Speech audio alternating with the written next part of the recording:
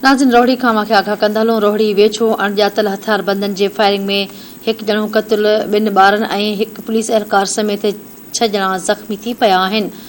ॿेड़ी चौक वटि मोटरसाइकिल सवार हथियारबंदनि जी फायरिंग में वाटड़ू नदीम जतोई थॾे ते माची वियो आहे, जॾहिं त 2 ॿारनि ऐं हिकु पुलिस एहलकार समेत 6 ॼणा ज़ख़्मी थी पिया आहिनि।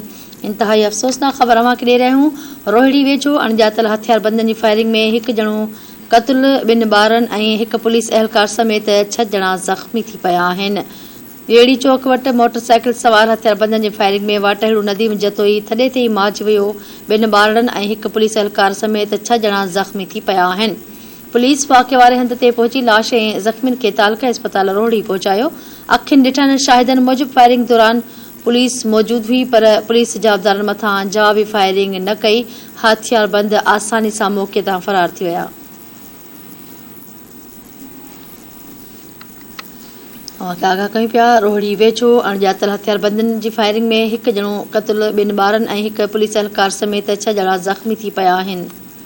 ॿेड़ी चौक वटि मोटरसाइकिल सवार हथियारबंदनि जी फायरिंग में वाटड़ू नदीम जतोई थॾे ते माची वियो। 2 ॿारनि ऐं हिकु पुलिस एहलकार समेत 6 ॼणा ज़ख़्मी थी पिया। पुलिस वाक़े वारे हंध ते पहुची लाश ऐं ज़ख़्मियुनि खे तालके इस्पताल रोहड़ी पहुचायो।